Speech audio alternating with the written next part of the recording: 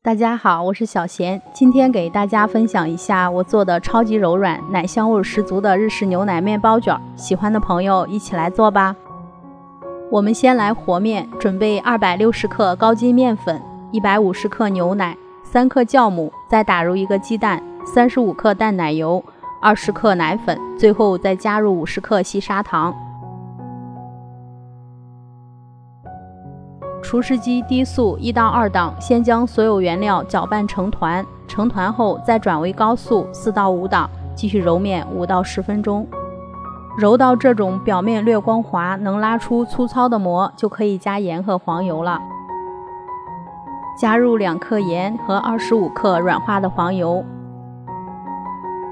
先用厨师机低速1到2档将黄油完全融入到面团中，再转为高速4到5档，继续揉面10到15分钟。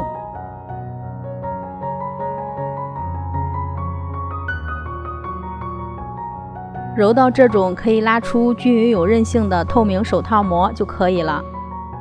揉好的面团稍微整理一下，整理成表面光滑的圆团，放在容器内，盖上保鲜膜，让它进行第一次发酵，发酵至2倍大，大概需要1个半小时左右。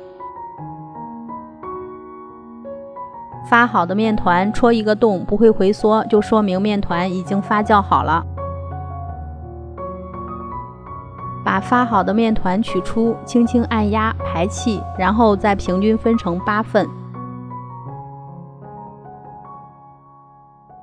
取一份分好的面团，把它揉成圆团。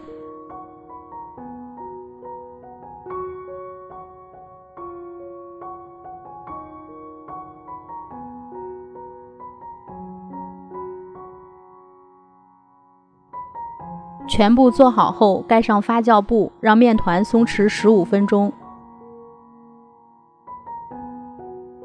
取一份松弛好的面团，进行第2次整形，先把它擀成椭圆形。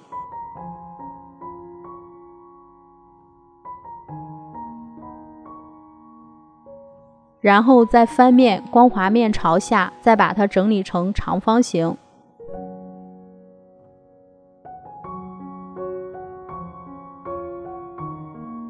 然后将面片左右两边向中间对折，再稍微整理一下。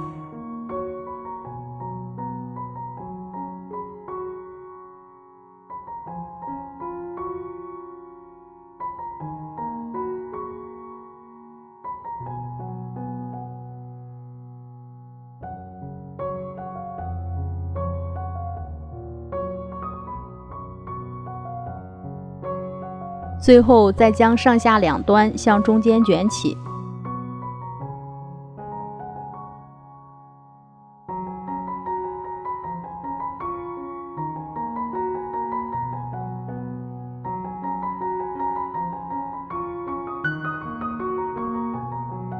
全部做好后，盖上发酵布，进行第2次发酵，发酵40分钟。面团发好后，在表面筛一层薄薄的面粉，再用刀片画出花纹。